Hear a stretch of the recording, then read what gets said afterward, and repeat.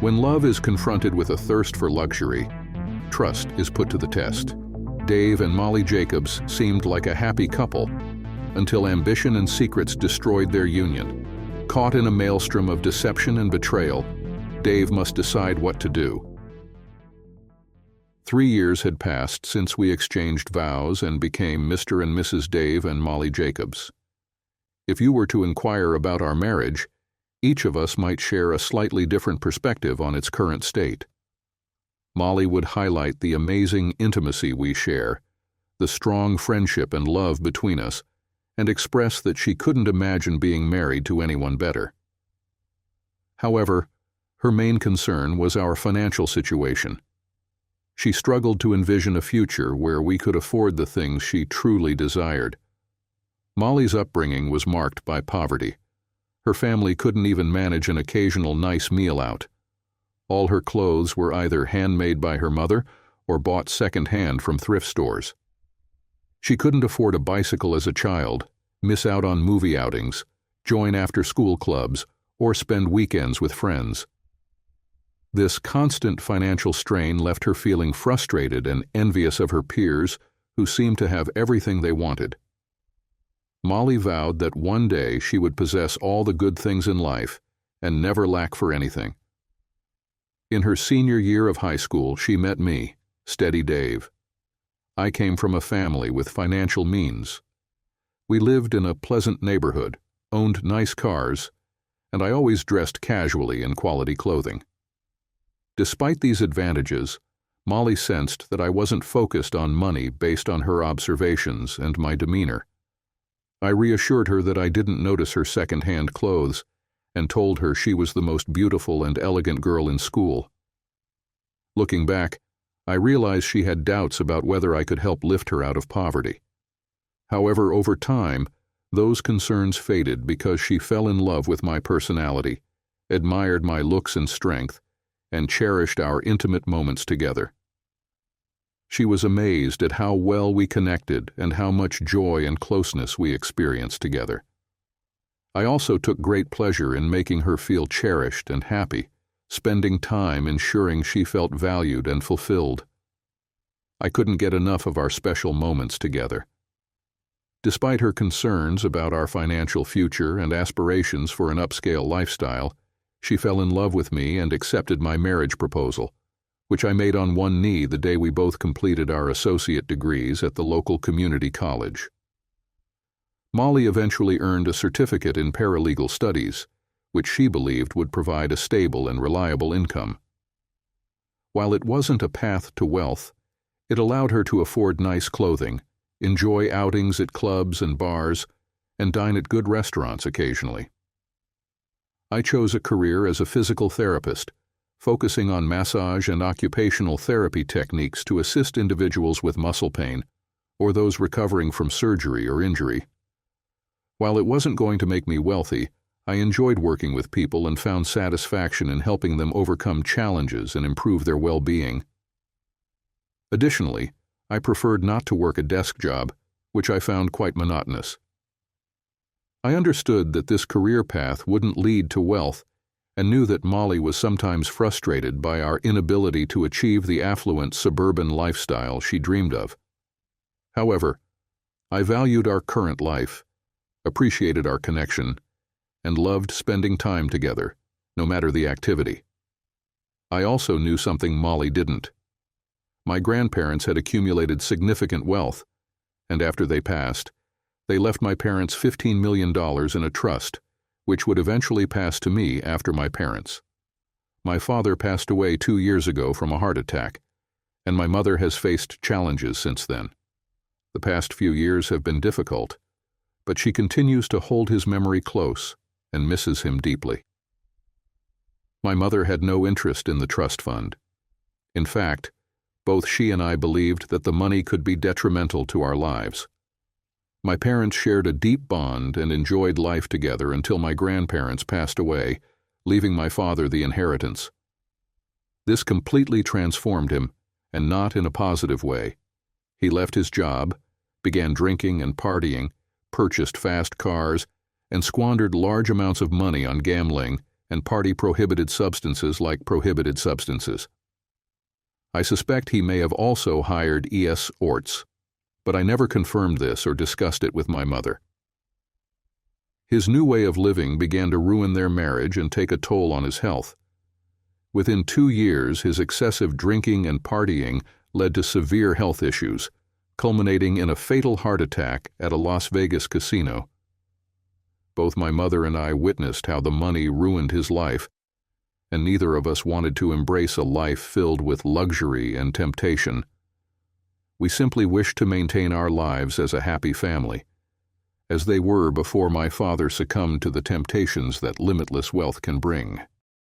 After his passing, I made it a priority to visit my mother at least every other week and encouraged her to engage in activities outside the home, such as traveling and charity work, anything to help her overcome her depression following my father's death. However, she asked me to leave her alone, stating that her life now revolved around friends, church, and me. She reminded me that the money had only destroyed my father.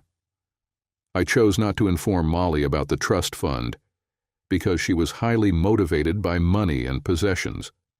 I didn't want her to start making purchases on credit, wish harm upon my mother, or spend all her time dreaming about a wealthy future, neglecting the loving life we currently shared.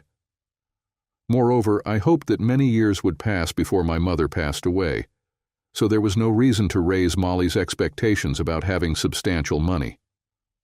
I wanted to prevent her potential greed from affecting our relationship or increasing her frustration with our present lifestyle. I could tell my mother was feeling lonely and down, and I finally understood why when she revealed her BRR-assed cancer diagnosis and the uncertainty of her future.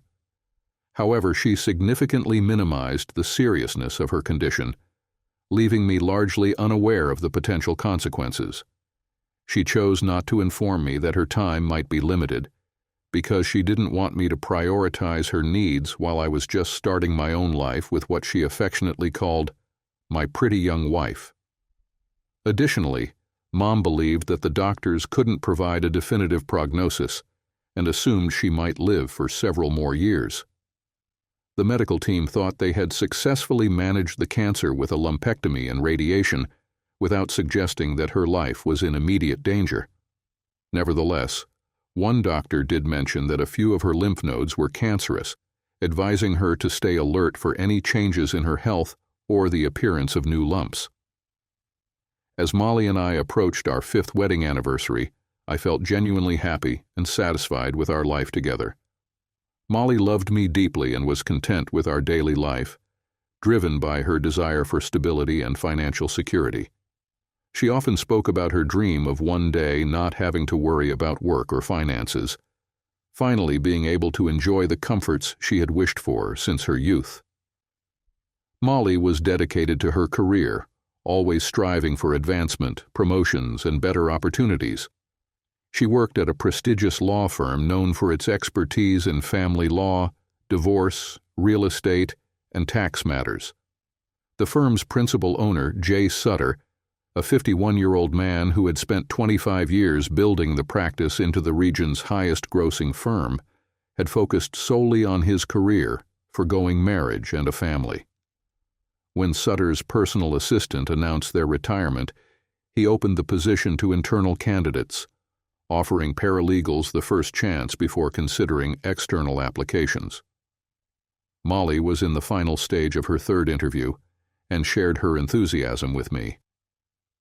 "Dave, this role would give me a 20% raise and the chance for an additional 10% year-end bonus. It'll mean more hours and some weekend work, but I don't want to miss this opportunity. Are you okay with me going for it?" "Of course, Molly. You should pursue what's best for you. This role could open more doors for you down the line. Even if it's demanding now, it's a great move for your career." On the day of her interview, Molly dressed in professional business attire that reflected her confidence. She chose an outfit that highlighted her poised and capable demeanor, complementing her polished approach with a warm smile and attentive eye contact. J. Sutter, intent on finding the right candidate, appreciated Molly's strong presentation and professional qualifications. After the interview, he recognized that she was a perfect fit for the position. Molly received the news before leaving the office. Mr. Sutter called her in and said, "Molly, you did exceptionally well during the interview, and your track record here speaks volumes. I'd like to offer you the position, though be prepared for longer hours and some weekend work. Can you handle that?" "Absolutely, Mr. Sutter. I'm committed and ready to meet the challenges. This opportunity is one I'm truly grateful for." "Great. And please call me Jay. Since we'll be working closely, I prefer a relaxed and open working relationship." When Molly returned home, she shared the news with me, expressing her excitement and gratitude for the opportunity. The bond between Molly and me was something I cherished deeply. Moments of connection, whether during a shared laugh or quiet reflection, always brought us closer. She had a confident and playful nature that kept our relationship lively and full of warmth. We would often share small gestures of care, whether exchanging smiles on the couch or joking as we moved about our day. Those little moments reinforced the closeness we felt, reminding us of the deep respect and affection we had for each other. At the end of the day, Molly's smile and light-hearted nature would remind me why we worked so well together. We would share a few laughs, unwind, and feel a deep sense of contentment in each other's company. As weeks went by, Molly became increasingly absorbed in her job and would often tell me about her boss, Jay, highlighting his intelligence and sharp insight. She mentioned his impeccable taste in clothing, always dressed in the finest suits, his collection of luxury watches, and his polished, professional demeanor. She described him as funny, articulate, and always treating her with great respect as an assistant. At first I wasn't concerned, as I trusted Molly completely. Plus, she described him as a middle-aged man, so I didn't see him as a threat. Initially, everything seemed fine, but after about a month, she stopped mentioning Jay or work entirely. When I asked about her day, she would avoid eye contact, briefly say work was okay, and change the topic. Molly began working late into the evenings, often not arriving home until 8 p.m. several nights a week. I grew curious and asked why she seemed more distant and focused after coming home. One night, her behavior felt particularly intense, and I felt compelled to ask what was going on. "Molly, I've noticed you've been coming home late and seem more stressed. You don't talk much about work anymore, and it feels different. Is there something you want to share?" She responded quickly, "I love you and just get overwhelmed sometimes. Work has become more demanding, and I come home wanting to unwind and spend time with you. The long hours are part of the job, as I mentioned when I first started." Though she spoke confidently, I noticed she avoided prolonged eye contact, which made me feel uneasy. However, I decided not to press the matter further and chose to be more observant of her behavior. I was typically the first person awake and out the door each morning, since many of my clients preferred their massage or personal training sessions before starting work. This meant that most mornings I would rise before Molly, take a shower, and head out. That was my standard routine, but today was different. I had no urgent appointments. So I relaxed with a cup of coffee and read the newspaper when I heard a phone ring upstairs. The ringtone wasn't Molly's usual one, and it definitely wasn't mine either. I quietly went to the bottom of the stairs and listened as she answered the call, saying, "Oh, hi, Jay. How is my wonderful boss doing today?" I couldn't catch the rest of the conversation, but I heard her laugh at something her boss said. Then she continued, "Yes, Jay. I miss you too and can't wait to see what surprise you're talking about that you have for me when I arrive. Now, sweetie, let me take a shower and get ready for work. I'll see you soon." Did I just hear her call her boss sweetie? What the heck? Who refers to their boss that way? And what kind of surprise could her boss possibly have for her? Plus, what was that ringtone I heard? When I heard the shower running, I went upstairs and noticed her purse on the bed. Inside, I found a brand new iPhone, the latest model. These phones cost nearly $1,100, and she definitely didn't purchase it herself. Moreover, it wasn't included in our Verizon contract. Otherwise, I would see the charges on our bill. I tried unlocking the phone to check any messages or call logs, but it was password protected. None of the usual options like her birthday or anniversary worked. As I put the phone back, I noticed a small jewelry box in her purse. Opening it, I was taken aback. Inside were 2 diamond earrings from Cartier, items so expensive that I couldn't imagine how Molly could afford them. This left me both confused and concerned. I went downstairs to the kitchen, sitting quietly as I waited for Molly to finish getting ready. When she came down, she likely thought I had already left. I was surprised when I saw her wearing an outfit that seemed overly dressy for work, with high-end shoes and attire. Startled by my presence, she quickly reacted, "Oh my God, Davy, you surprised me. Why are you still home? I thought you'd left for work." "Where are you going dressed like that?" I asked, trying to keep my composure. "And where did you get this new phone and those earrings in your purse?" Molly looked at me with wide eyes and then turned to sit down. "Davy, please let me explain. It's not what it seems," she said. "These are all work-related gifts from my boss. The phone is a company device, and the earrings were a thank you for my hard work, since he couldn't provide a cash bonus. He also bought some outfits, wanting me to maintain a certain image at work." She paused, noticing my skeptical look. "I'm just trying to do my job well and stay in my boss's good graces for future promotions. You're the one I love, Davy." With mixed emotions, I responded, "I believe there's more to this than you're telling me. I overheard your conversation this morning, and I need the truth." Molly's face fell and she stammered, "Davy, please, it's not what you think." Before she could say more, I turned away, saying, "I need some time. I'll be back, but I want honesty when I return." I left the house, and as I drove, I saw Molly in the rearview mirror, calling out for me to come back. The uncertainty gnawed at me, and I decided to go to my mom's house to think. When I arrived, I called out, "Mom, are you here?" and entered the living room, only to find her lying on the couch, looking unwell. She tried to sit up, but it was clear she was struggling. I rushed over to her just as she turned her head to grab the bucket and vomit into it. Tears welled up in her eyes as she settled back on the couch pillow and took a shallow breath. "Oh, Davy, you startled me. I didn't want you to see me like this." "Mom, what's going on? Do you have the flu? Have you seen the doctor? What can I get for you? Let me at least clean out this bucket. I'll be right back." I took the foul-smelling bucket to the bathroom, flushed the vomit away, rinsed the bucket quickly in the shower, flushed it again, and rushed back to the couch. "Mom, talk to me. What's wrong?" "Davy, just relax. I'm okay. I feel bad I didn't tell you on our calls these past few weeks, but I'm going through chemo again. This is just the aftermath.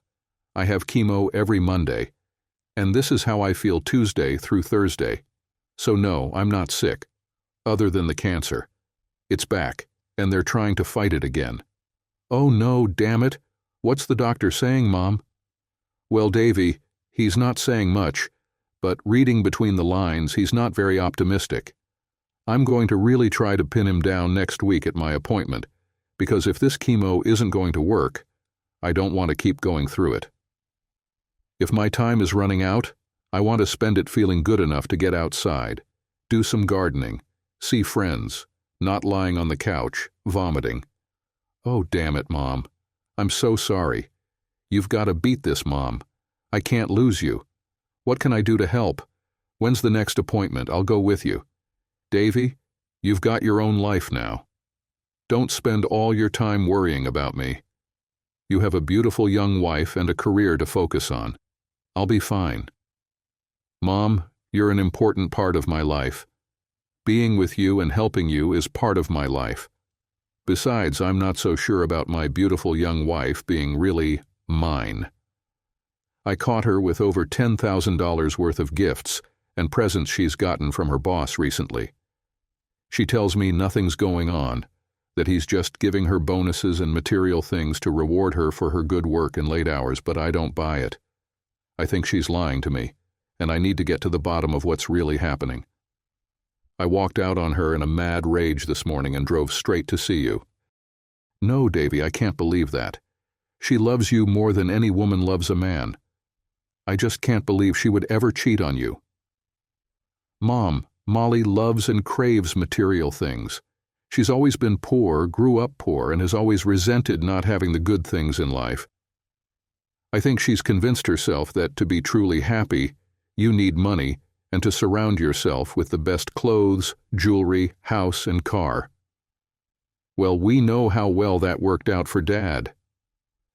I don't think she's ever truly felt secure in her life.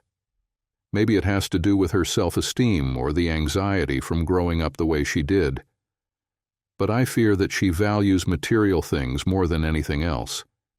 It seems like she's more focused on living a life of luxury than appreciating the wonderful life we've been building together, full of fun, friendship, trust, and love. Oh, Davy, what are you going to do? You need to talk to her and figure out what's going on before you overreact or make any big decisions. Besides, you have a $15 million trust fund waiting for you, and as far as I'm concerned, you can start spending it right now if you want. I know, Mom, but don't you understand? That's not the life I want. And if she's willing to cheat on me and break our marriage vows for material things, then I guess she's not who I thought she was. I don't want to buy her love with wealth that I'm not even interested in. To me, that much money only brings greater responsibility and more stress, not less. So, what are you going to do, honey? I don't know, Mom, but right now, if she's cheated on me with her boss, I think the marriage is over, and it's just a matter of how I end it. If she hasn't, I'll try to get her to quit her job and go to counseling with me, to see if she can be happy with the life we have. She doesn't know about the trust fund, and I'm sure as hell not telling her about it now. But enough about that, Mom. I'm going to take care of you for the weekend, talk to your doctor, and see if we can get you back on the path to health. Molly had been trying to call me all afternoon and evening, but I hadn't bothered to answer or listen to any of her voicemails. Finally, my mom convinced me that I needed to let her know where I was and that I was okay, so I agreed and gave her a call. Molly, I've noticed you've been calling. What's going on? Davy, where are you? I want you. That's what I want. You can't just leave without letting me know you're okay. You have to hear me out. It's not what you think. Nothing's happening. Please, come home so we can talk about it. Molly, I don't know what to believe right now. I can't trust you when you say nothing's going on. How am I supposed to believe that Sutter is giving you over 10 grand in gifts without expecting something in return? Dave, I love you. You have to trust me. I don't want anyone else but you. These things, yes, I like them, but they don't matter. What matters is that I want to spend my life with you, have a family, and grow old together. But I want us to be financially stable too, and I really think this job could lead to something bigger. Please come home. Let's talk. Molly, I can't believe you don't see how wrong it is for him to give you gifts like that, and for you to accept them. Even if nothing's happened yet, he's going to expect something in return, and you'll start feeling like you owe him. Davy, it's not like that at all. Money doesn't mean anything to Jay. He has so much. He's just showing appreciation for all the work I've been putting in. Molly, I don't know what to believe anymore. Something inside me tells me you're not being honest, and it's eating me up. No, Dave, don't even think that. Please come home, and I'll show you that you're the only one for me. Molly, this isn't something you can fix with intimacy. Listen, I need to tell you something. My mom's cancer is back, and I'm with her now. I'm staying with her for the rest of the week and weekend, and I'll be seeing her doctor on Friday to understand the prognosis. You won't see me until at least Monday night, but if I'm not back by dinner, I'll give you a call. Oh no, Dave. That's just so unfair that the cancer came back. Do you want me to come stay with you this weekend? I don't want you gone that long, especially now, with everything going on. I can be there in an hour. No, Molly, that's not a good idea until we figure out what's going on with us. Oh my God, Dave, don't say that. Our relationship is fine. I love you. You love me. We're meant to be together. Don't think like that. Nothing's happening, I swear. It would break me to lose you. Molly, I have to go now. I'll see you Monday. And when we talk, you need to be honest with me. We need to figure out where we're headed. I hung up feeling like she was saying all the right things, but also not saying anything that answers the big questions. Why is he giving her gifts? Why is she accepting them, and if anything had happened between them? I had this awful feeling that she had already broken our vows, and now she was just trying to figure out how to tell me without losing me. I spent the rest of Wednesday evening and most of Thursday caring for my mom, and by Friday, when we went to see her doctor, she was feeling a bit better. The doctor took time to examine her privately, and once he finished, he called me into his office and closed the door behind me. Well, I'm afraid I don't have much hope to offer. Your mom asked me to be honest with you, so here's what I told her. I don't think she has more than 3 to 5 months left. The chemotherapy isn't effective this time, and there are no other treatments available. I've suggested trying 3 more rounds of chemo to see if anything changes, but she has told me that, if it doesn't work, she would like to spend her remaining time in peace. When we returned home that evening, we sat together on the couch, sharing emotional moments as I expressed how much I loved her. I thanked her for everything she had done for me and told her she was the best mother I could have ever hoped for, words I meant deeply. She had always been my guide and the one person I could rely on for sound advice. We shared memories from the past, but soon she grew tired and wanted to rest. She asked me to stay positive and not let the final months of her life become filled with sadness. She said she was grateful for the life she had lived and told me that I was the greatest gift she had ever received. She rested through the afternoon and felt better by the evening, so I set her up with a movie and told her I'd step out for a while but would return later. I was overwhelmed with emotions. My mom was gravely ill, and I had concerns about my relationship. I felt tempted to numb my pain, but I knew that wasn't the solution. After reflecting for several days on recent events, including some strange behavior from her boss and a conversation with Molly, I couldn't ignore the nagging feeling that something was wrong. Without a clear plan, I drove by our house to check if she was home. It was around 5 o'clock when I parked down the street where I could see the front door. Her car was in the driveway, and the inner door was open, indicating she was home. While I debated confronting her to discuss my concerns, a metallic blue Porsche pulled up and parked in the driveway. As it passed, I noticed the vanity plate. As soon as the car stopped, Molly appeared at the door, locked the house, and walked briskly toward the vehicle. She was dressed in an elegant outfit that suggested a special evening rather than a casual meeting. I stayed out of sight as they left and didn't notice me. Curious, I followed them to see where they were heading. They went downtown and stopped at the valet outside Manny's, a popular steakhouse. The man exited the car, walked around to help Molly out, and they entered the restaurant together. I found a parking spot, grabbed a hat and jacket, and entered the restaurant discreetly. From a distance, I spotted them at a booth in the back, sitting close, talking quietly. I felt a wave of conflicting emotions, but chose to leave instead of confronting them. I sat in the car for 2 hours trying to distract myself by reading blogs and articles on my phone. Eventually, I noticed the valet bring around the Porsche, and they both got in.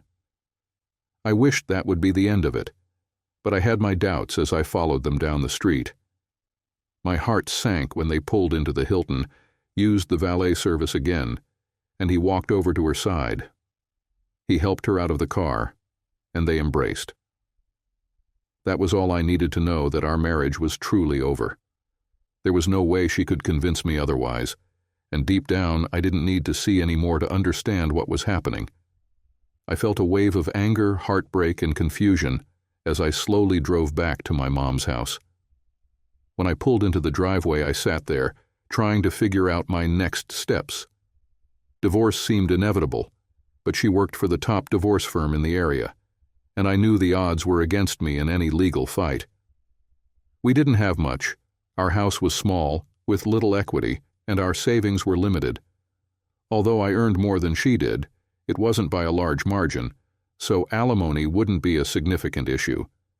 The biggest concern was if she and her lawyers discovered the $15 million trust fund, which would be likely if, heaven forbid, my mom passed away before the divorce was finalized. I figured it wasn't an issue for now. The property was solely my mom's, and as long as she was alive, it wouldn't legally be recognized as mine. However, when I spoke privately with the doctor, his outlook was grim. She likely had less than 3 months to live, and divorce, in general, takes at least 6 months, potentially longer if contested, or if issues regarding asset division arise. I wasn't going to let any of that money go to Molly, so I needed a plan. Disappearing with the funds was an option, but I wasn't going to abandon my mom, nor risk legal consequences by vanishing. I could stay in the marriage, ignore Molly, and start seeing someone else, turning it into an open relationship. But that wasn't in line with who I was, nor with my mom's values. Resorting to any drastic measures was not something I could even contemplate. An idea started forming in my mind. It was risky, but if executed correctly, it might work. I needed to control my emotions and focus on the long game to ensure Molly and Sutter face the consequences. On Monday evening, I drove home, and as soon as I stepped out of the car, Molly ran up to greet me. She attempted to hug me, but I gently pushed her back, saying we needed to talk. The sudden shift in my demeanor caught her off guard, and anxiety filled her expression. We walked into the living room, and while she sat on the couch, I took a seat across from her. The tension was palpable. "Davy, I missed you so much. You can't just leave like that. I need you. I love you and feel terrible about how things have been. Are you back for good? Can we move past this and make things better?" I met her gaze with a cold expression. "Molly, we need to stop pretending. I know about Friday night with Sutter. I saw you both at the restaurant, and I followed you to the hotel. So let's not act like nothing's wrong." "Davy, please, you don't understand.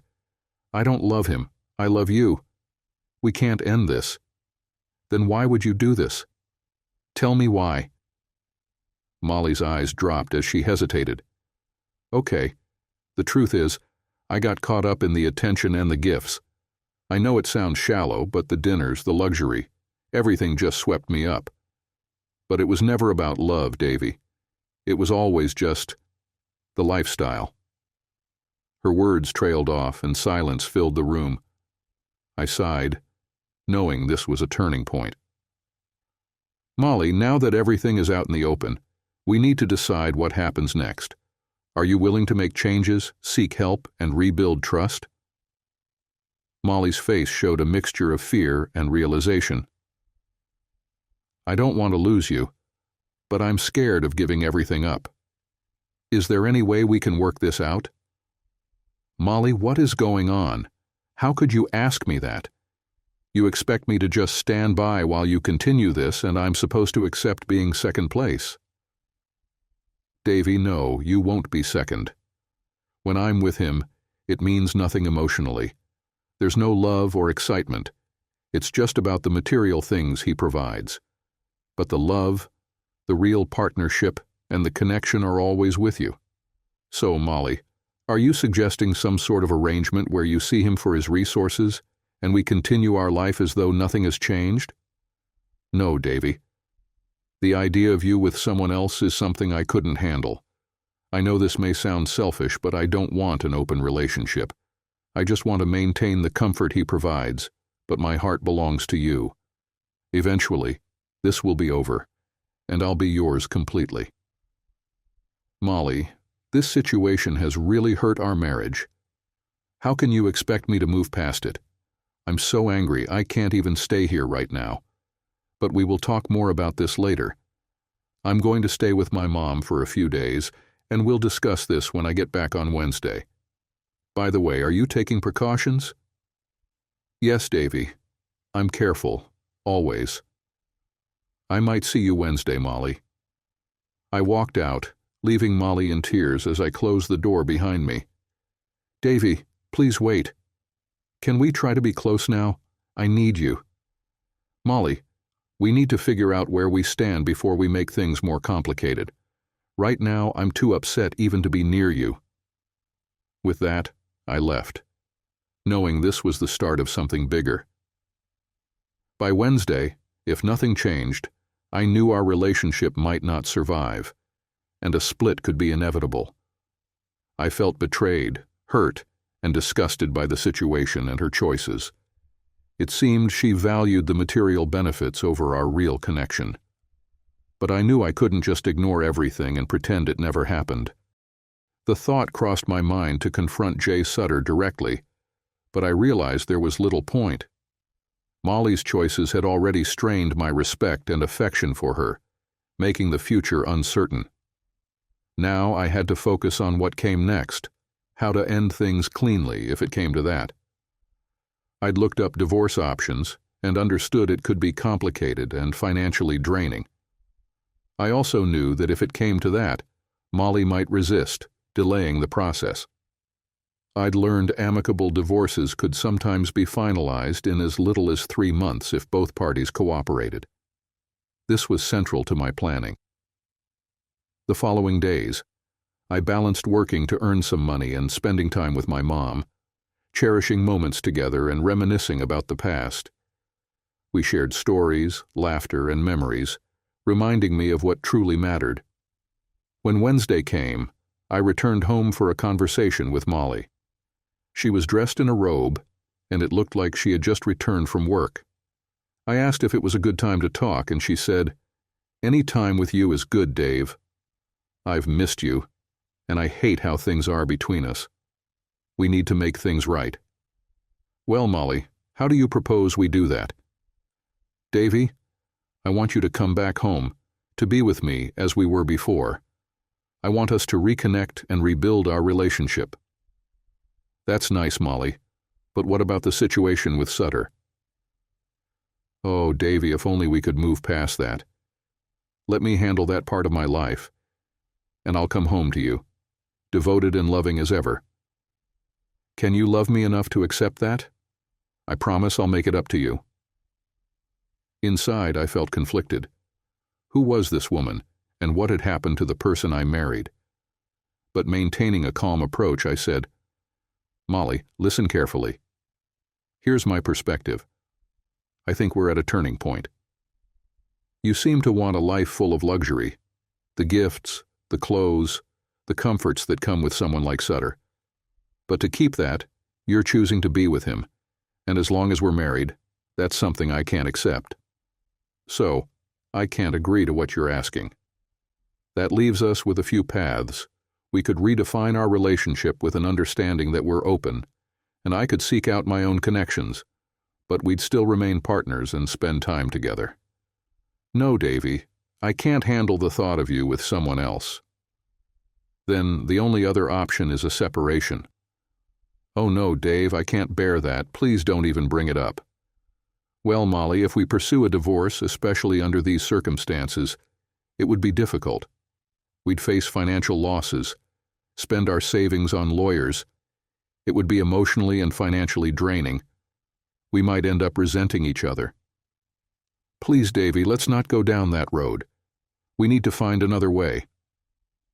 All right, Molly, listen. If a life with Sutter is what you want, he's probably brought up the idea of you leaving me and building a future with him? Molly looked away, her expression shifting, and whispered, Yes, but I would never go through with it. I understand. I'm sure you've been at his place and it must be impressive, right? Molly nodded slowly, tears forming as she replied, Yes, and I regret it deeply. Think about it, Molly. The life you could lead, filled with all the things you've dreamed of. An amazing home, luxury vacations, designer clothes, fine dining. It's everything you've wanted. But Davy, none of that compares to what we have. It's empty without you. I struggled to comprehend how she couldn't see that things between us had shifted. I felt detached, recognizing that this wasn't the partnership I envisioned. Molly, I said gently, there might be a way where we both don't lose each other entirely, but it would mean making difficult choices. I could tell she was processing everything, and I knew it would take time. Molly, if we move forward with a friendly separation, we could avoid dragging each other through a drawn-out process. We'd agree to divide things fairly, and you could still visit. It would be less painful and simpler. Davy, I don't know if I'm ready for that. I still want a life that includes you. I know, Molly. We need to consider what's truly best for both of us. The conversation weighed heavily on both of us as we sat there, contemplating what steps to take next. We agreed to talk again soon, hoping to find a solution that would allow us both to move forward in a way that preserved what was left of our connection. As I was driving back to my mom's, I couldn't shake the feeling of guilt. I knew I was manipulating Molly into a plan that would keep her from getting any of my money and would ultimately end our relationship. But she had made her choice, unwilling to give up the wealth or the life she considered to be the good life. So, in my mind, she was going to get exactly what she deserved.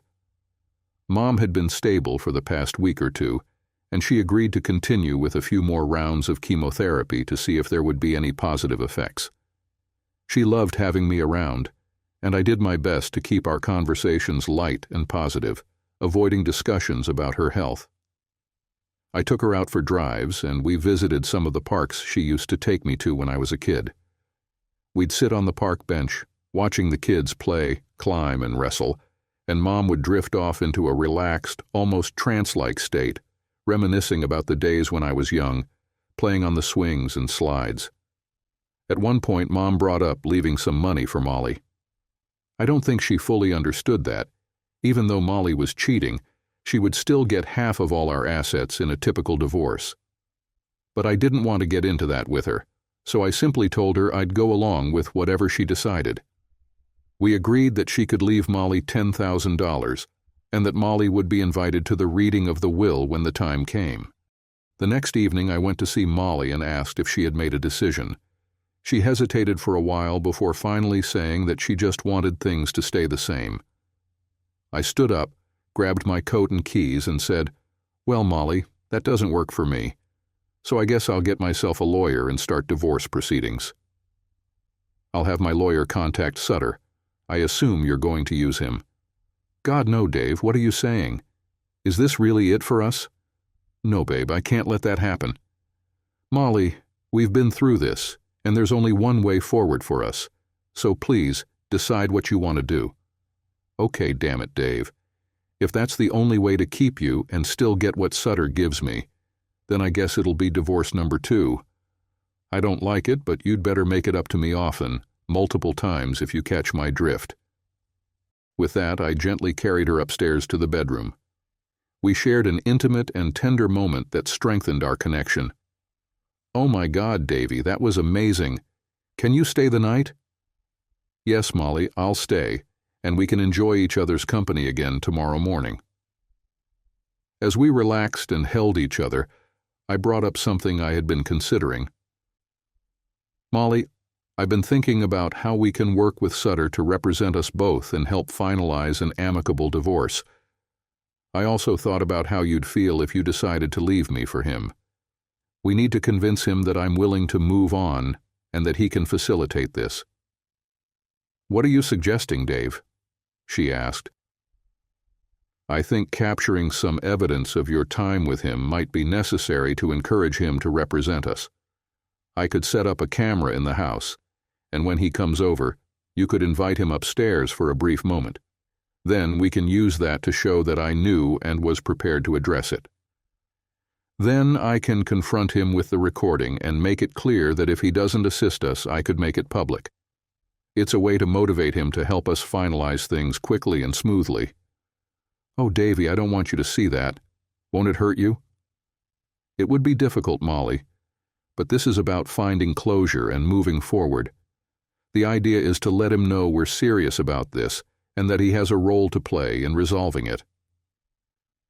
We concluded our conversation, and although there was some lingering unease, I reminded myself that it was necessary for both of us to move forward. Being close to Molly had become challenging, knowing she was also involved with Sutter. Our moments were no longer affectionate but felt distant and strained. The next day, I set up the plan. Molly informed Sutter that I would be out and invited him over. I ensured everything was prepared to capture what we needed. Once they left, I returned and retrieved the recording.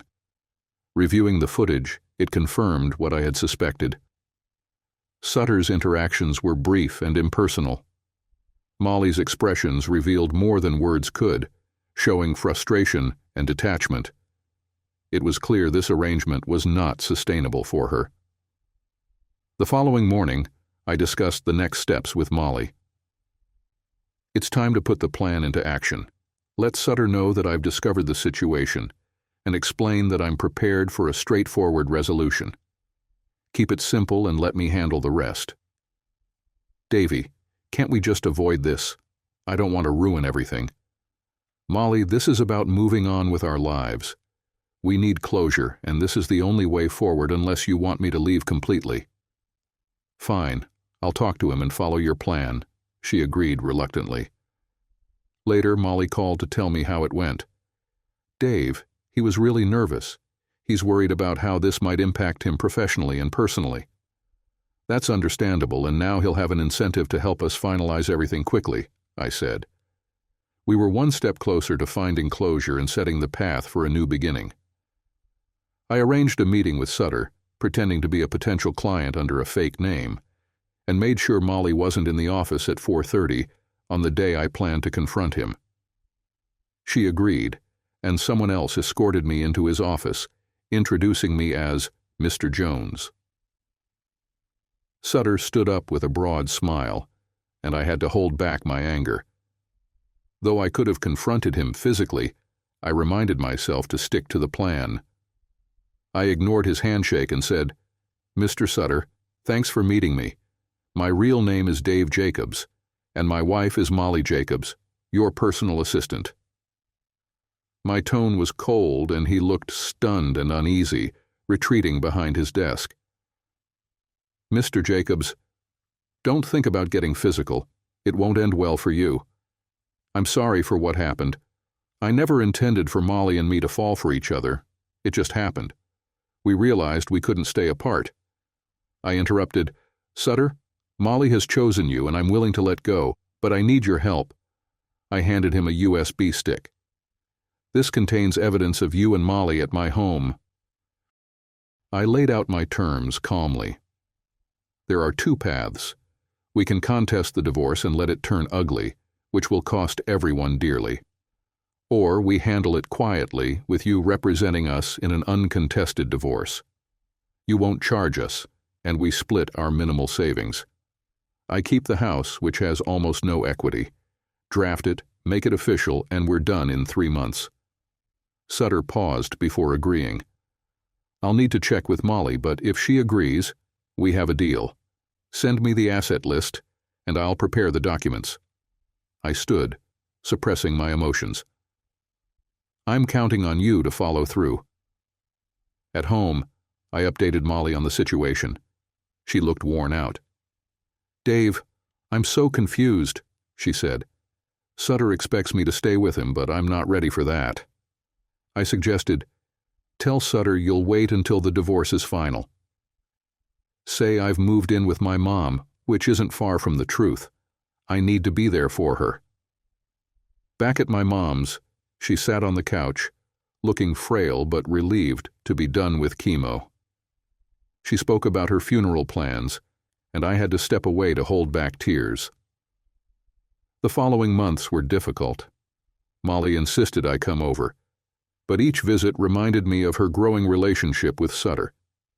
I kept my thoughts private and fulfilled my obligations quietly. When I received the divorce papers, Molly had a moment of regret, but we pushed through. My focus shifted to my mom's health, the only source of real emotion left for me. One day, Sutter informed me via email that the divorce was final. Molly was told the same. She left work early, hoping to reconnect, but I was gone. I didn't answer her calls, signaling the end of our chapter. The next morning, my mom collapsed, and I called 911. I texted Molly to cancel our meeting. Mom passed away that night, quietly.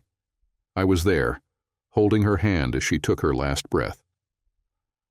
I returned home and grieved alone, then set out to fulfill her wishes for the funeral, just as she had planned. The funeral took place 4 days later, and during my eulogy, I took a moment to reflect on the immense love my mom had always shown me, and the invaluable wisdom she had imparted throughout my life. The church had been her sanctuary of peace, hope, and grace, and I informed the pastor that, as per my mom's wishes, a significant donation would soon be made to the church. I had sent Molly a text about the funeral, telling her not to attend, and I continued to ignore her calls, though I knew I was only delaying the inevitable confrontation. The perfect moment to put an end to things came when Mom's lawyer reached out to arrange the reading and execution of the will. He also requested Molly's contact information, as Mom had left her a cash gift of $10,000. I called Molly and shared the details of Mom's passing and funeral. Molly told me she was now engaged and added that with Mom's death, she wanted to comfort me, to show her love and support. She also mentioned that it was the right time to rekindle our affair, so we could meet regularly, with her getting emotional support from me while continuing to extract material benefits from Sutter. I informed her about the will reading and asked her to be at the lawyer's office the following day at 10, so we could listen to and execute the will Mom had left. She agreed, but seemed confused about why she needed to be there. I explained that Mom had left her a gift, and the estate administrator wanted to carry out Mom's wishes. An estate administrator? I thought all your mom had was the house and some Social Security, so it probably won't be much, but what a nice surprise for her to think of me. I wasn't the best daughter-in-law, especially after I cheated on you with Sutter. I feel guilty about that and everything else. But now, we can put all that behind us and start fresh with our relationship. "See you at 10 tomorrow, Molly," I said curtly, ending the call abruptly. My pain, anger, and disgust were bubbling to the surface, but I knew I was nearing the end, and a new chapter of my life was about to begin. The next day, at the will reading, Molly and I were escorted into an elegant conference room at Jenkins and Mallory Law Firm. We sat on opposite sides of the large conference table as Jenkins Sr., the elderly lawyer, opened the will and began. He addressed Molly first, saying, "Molly Jacobs, your ex-mother-in-law has left you $10,000 to be given to you today, with no other stipulations. She also wanted me to share one piece of advice with you. Remember that a fulfilling life isn't about money. Take a good look at what you have and what truly matters, and don't be deceived by things that are merely fleeting distractions." Molly winced at the barely disguised reprimand from her deceased mother-in-law through the lawyer, but she kept quiet. Jenkins then handed her a check, reminded her to use the money wisely, and turned to me. "David Jacobs," he began, "your mother's will contains the following instructions for the remainder of her estate. You are to receive the house, valued at $500,000, free of mortgage, to do with as you see fit. A sum of $1 million has been donated to the Church of Christ for their use. Another $4 million has been given to the American BRAST Cancer Society to aid in research and the fight against BRAST cancer. And finally, the sum of $9.5 million The remainder of her estate is bequeathed to you, her only heir. It will be transferred to the account of your choice later this week. I am deeply sorry for your loss." With that, he stood up and left the room, leaving Molly and me alone. When I glanced at Molly, her mouth was hanging open and she was breathing heavily. She seemed to be in shock, and eventually, the reality of the situation seemed to hit her. She turned to me with a mix of anger, pain, and confusion. "What the hell, Dave? Your mom was rich? You had to know your mom was rich, didn't you?" "Yeah, Molly, I've known since my grandparents passed away a decade ago that I would inherit a large trust fund from them. My mother barely touched the money for herself." "Dave, this is incredible. Now we're rich, and I can finally dump that boring, disgusting Sutter and we can get back together." "Molly, how completely clueless can you be? You and I are done. The moment you broke our wedding vows and slept with Sutter, just like a prostitute would, for some jewels, fancy dresses, and meals, you became nothing to me. You're just a gold digger, and honestly, your behavior disgusts me. I made sure the divorce happened quickly so you wouldn't get your greedy hands on any of the money I was going to inherit. I knew from the moment I saw you and Sutter walk into the Hilton together that we were finished. It was just a matter of time before I got you out of my life." Molly flinched at my outburst, tears welling up in her eyes as I glared at her in disgust. I wasn't done, though. I continued shouting, now fueled by my pent-up anger over her cheating, my mother's death, and how unfair life had been. "You took my love for you and sold it out for nothing, to a boring, desperate, lonely, rich guy that you don't even respect or love. You cared more about material things than a life with me. You claimed to love me, but deep down, you only love yourself and are just after money. There's no way in hell I was going to let you get anywhere near this money after seeing your true colors. We are done, and my plan is to walk out of this office and never look back." "God damn you, Dave. How could you do this? You set me up. Why didn't you help me? Yes, I needed money and things. You know how I grew up. We had nothing. No one respected us. We were treated like dirt. I was raised to believe that you're only worth something if you have money. But I love you, Dave. I really do. You should have shown me what our future could have been." "That's nonsense, Molly. I understand that you might believe money is the only way to gain respect. But I respected you for who you were, or who I thought you were. I cared about you deeply and showed that every day. We shared something special until you became dissatisfied with our simpler lifestyle and decided you wanted more. You don't see it yet, but you gave up our love, our friendship, and our future for material gain. When you marry Sutter and live the life you think you want, surrounded by possessions, I hope you realize there's more to life than wealth. True happiness isn't found in material things. You gave up so much for things that will ultimately offer little comfort. I can't see you the same way anymore, and my feelings for you are gone. Maybe it's not too late for you to change. If you leave Sutter, step away from your job, and find out what truly makes you happy, there might be hope for you. That's what I'm doing, starting fresh in California, searching for someone who values love, respect, and real connection over wealth. I wish you well, and I'll try to remember the person you were before this." Molly sat there, stunned, with a look of shock and regret. Then she broke down, hiding her face in her arms. "Oh, what have I done?" I felt a pang of guilt, but it was time to leave. I stood up and, with a softer tone, said, "I'm sorry, Molly, but this is the end. Take care." I turned and walked out, heading to my car. Back at my mom's house, I completed the final step of my plan. I sent a report with evidence to the relevant authorities and a few contacts, outlining what had happened. The aim was to bring some accountability to Sutter's actions without dwelling on revenge. It wasn't about vengeance anymore. It was about finding closure. I hoped that would be the last time I ever thought about Jay Sutter. Dave Jacobs sold both of his houses, packed the few belongings that mattered most to him, and moved to San Diego to begin a fresh start. He opened his own massage and physical therapy practice, along with a Pilates and yoga studio equipped with the latest technology for treating physical conditions and promoting rehabilitation. About 2 years later, he started a relationship with one of the Pilates instructors, a woman with the body of a goddess and the heart of a saint.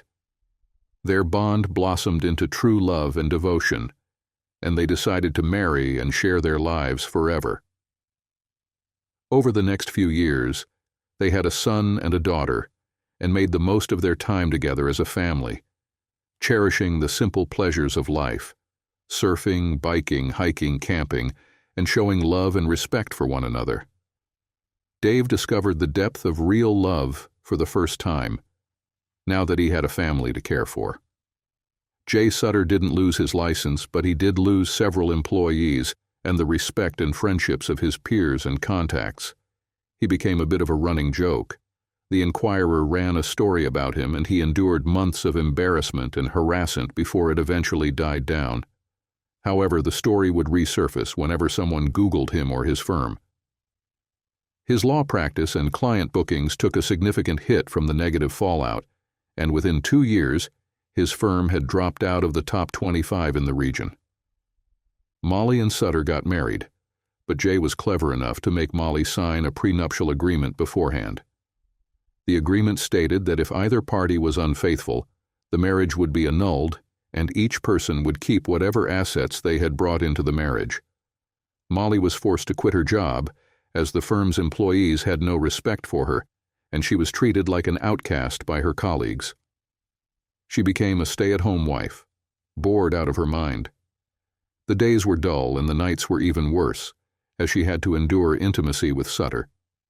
She did indulge herself with clothes, jewelry, vacations, cars, and fine meals, but none of it made her feel better. Life with Sutter became a test of endurance, and she couldn't last long. Just 12 months after their wedding, Sutter came home in the middle of the workday to find her in bed with a junior lawyer from his firm. He immediately kicked her out and fired the lawyer on the spot. The divorce followed swiftly, and the last anyone heard from her, she had moved east, trying to rebuild her life. In her new life, she had just enough money for occasional dinners out or a night with friends, and she found more joy in these simple moments than anything she ever experienced with Sutter. She still missed and loved Dave, but she finally realized the mess she'd made of her life, losing the one person she truly loved, her soulmate, for the hollow pursuit of material things. Perhaps she was beginning to understand that a good life isn't measured by wealth.